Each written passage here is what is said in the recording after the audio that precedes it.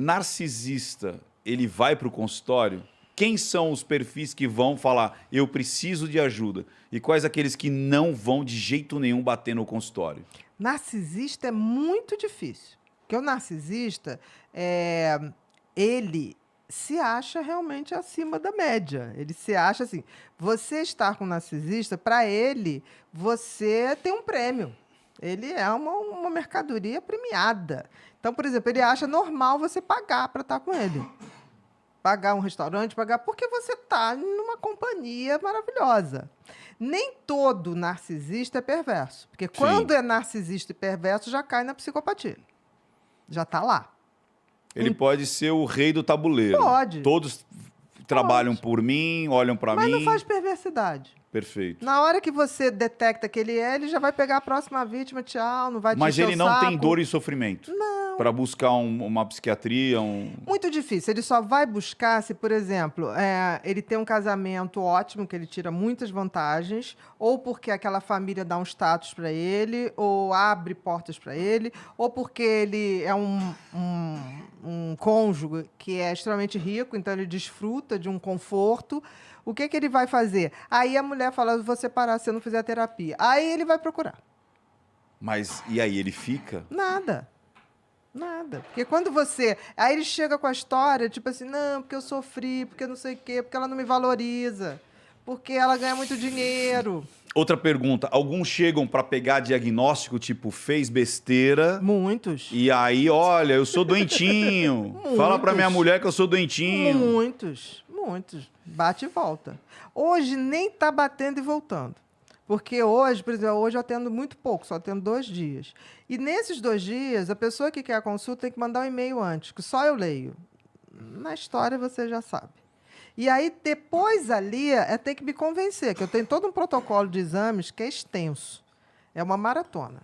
Se o cara chegar trazendo tudo pronto, vai levar uns 2 meses para fazer, ele quer. Tá. Entendi. Tem uma barreira Eu ali. tenho obstáculos. Tem que ser uma corrida com obstáculos, entendeu? E qual que é a maior incidência que aparece lá pra você? Com certeza, hoje, depressão.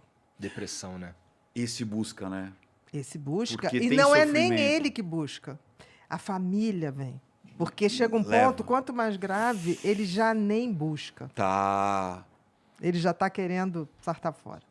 Quer se matar. Quer se matar. O índice de suicídio hoje, depois da pandemia, é uma epidemia. A gente tem uma epidemia De silenciosa, uma pandemia silenciosa de suicídio.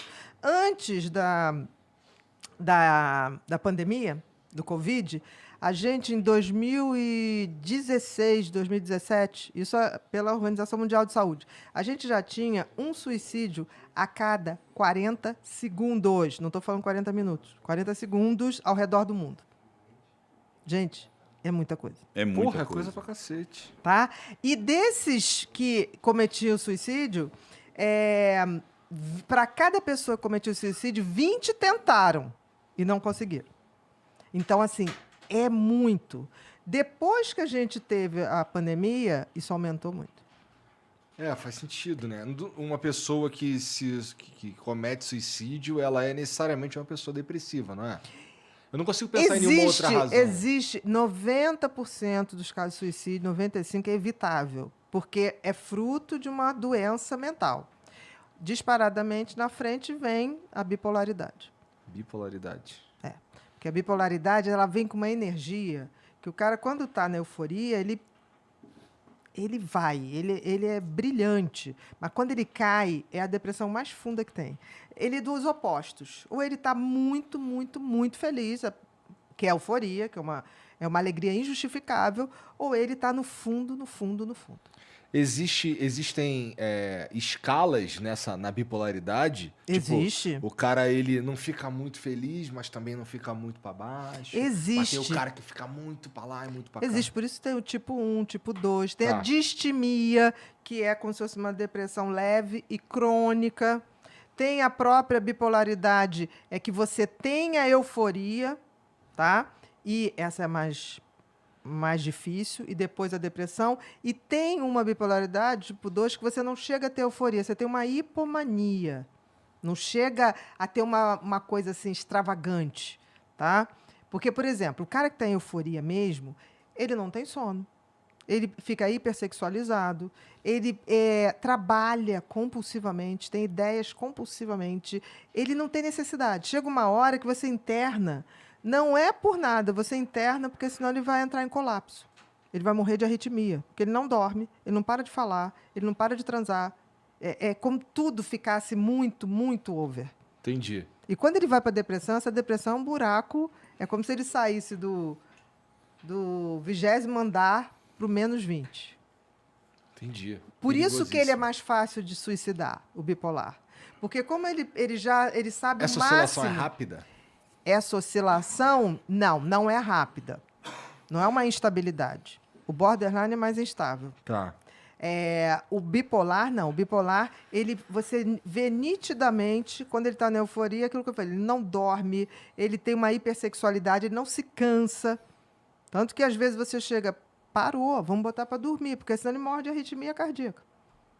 Não come, nada. Muitos gastam demais, né? Tem alto consumo. Consome, Aí mas quando tá em vamos- mania, tipo, eu namoro com a filha do Bill Gates. Nossa. As coisas muito loucas, né? É uma coisa que você fala assim, o discurso você vê que não é possível. Porque é uma coisa de grandeza, sabe? É uma coisa... Tudo exagerado, Tudo né? exagerado. Tudo muito exagerado. E quando ele desce demais. Aí o que acontece? Como essa descida, o cara já teve no 20º andar, ele vai para o -20, ele chega lá embaixo e fala assim, nunca mais vai voltar. É a hora que ele se suicida. Porque o bipolar, ele nunca quer tratamento na fase de euforia. Porque para ele está ótimo, ele é o Superman, é a Mulher Maravilha. Agora, quando ele deprime, talvez seja a coisa mais difícil. Essa de oscilação, ela tem causas, eu imagino. Ela não é do nada, ou é? tratar. Pode ser do nada. Puta, isso A que é tem perigoso. causa é o borderline. Porque o borderline ele é tão sensível ao que está em volta que, por exemplo, se o namorado falar assim, olha, hoje eu não vou poder, que eu estou aqui no trabalho. Ela já fica, não, mas ele vai encontrar com outra mulher. Não, isso aí está mentindo, eu vou seguir, eu vou não sei o quê. Por quê? Porque ela depende daquela pessoa para viver. Ele tem um estímulo externo, então, Ele pra... tem. Essa variação, por isso que a gente fala aqui no borderline, você tem uma instabilidade de humor. Na bipolaridade, você tem uma troca mesmo. Isso leva um tempo, não é assim de uma hora para outra. Eu li certa vez que parece que, posso estar falando uma besteira, que o organismo, ele é uma defesa, inclusive, do organismo, né? O quê? Porque o cara, como você falou, o cara tá tão acelerado, mas tão acelerado, que o organismo fala assim, cara, eu preciso desligar, e aí desliga, e aí É uma depressão a consequência profunda. é a depressão Eu profunda. não sei se é defesa, por exemplo, mas é uma coisa que não dá para continuar naquele ritmo. E aí precisa desligar. E aí quando desliga, vai para Não, depressão. são as depressões mais dramáticas. Como- E mais difícil de tratar, porque quando você dá um antidepressivo, corre o risco dele virar para euforia de novo. E é isso que eu estou falando. São todos tratáveis. Mas o problema é que você convencer um bipolar a manter tratamento é horrível. Porque quando você tira ele da depressão, mas não deixa ir para euforia, ele fala assim, não, mas assim não vale a pena. Eu era feliz, você está acabando com a minha felicidade. Imagina, um cara que não Entendi. cansa de trepar, não precisa dormir, comprando horrores, como se não houvesse amanhã. É. Você vai ver, eu tive um paciente que ele, quando entrava em euforia, ele ia para Prado Júnior, pegava aquelas mulheres todas ali, daquelas casinhas infernais, né? Daquelas boates, pagava para todo mundo a noite inteira. Aí teve uma vez que ele estava perdido, né? E ele desaparecia. E aí eu cheguei no consultório, no dia seguinte, tem uma menina com uma bota até aqui, uma mini saia desse tamaninho, assim, com umas perucas, uma coisa. Estava esperando a senhora, mascando chiclete. Falei, pois não. Olha, fulano foi ontem lá. Eu falei, você achou? Ele está lá. Não, mas não sei onde ele mora. Mas ele me disse que a senhora podia liberar para ele me dar um carro. Ele me deu um carro. A senhora vai liberar? Eu falei, olha só, ele está em euforia. E eu já tratava ele, então eu cheguei a mandar um documento para o banco. Eu falei, se ele bater cheque lá, você não desconta. Aí, o que ele fez? Ele deu, na época era o cheque, e ele prometeu uma Mercedes classe A, você lembra? Nossa, aham. Aí eu falei, olha, vamos fazer o seguinte, me ajuda a achar ele, que ele não está bem. A senhora já está dizendo que eu não vou ganhar um carro. Não estou falando isso. Quando ele ficar bem, se ele quiser te dar um carro, o dinheiro é dele. Ele pode te dar. Mas hoje, certamente, você não vai ter o carro. Dá para você me ajudar? Que eu posso te ajudar.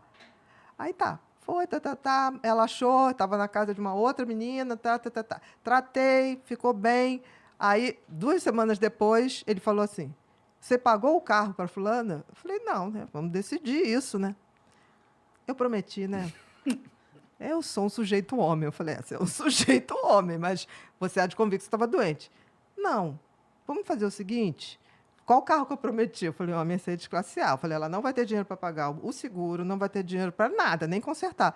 Você quer dar? Quero. Você tem dinheiro? Tá. Dá um no Mille. Na época eu estava no Mille, com ar-condicionadozinho. Porque aí ela vai ter como sustentar. Gostei da ideia. Então, eu vou pagar também o PVA e o seguro de 1 ano, para dar tempo dela se adaptar. Chamei a menina. Ela, não, já sei, né, doutora, ele é doente, tudo bem, a senhora, pô, eu entendo, tá certo, a senhora está vendo do seu lado, seu paciente. Falei, faria por você se fosse minha paciente. Se bote no lugar. Aí, não, tá certo. Falei, mas ele vai te dar 1 no Mille.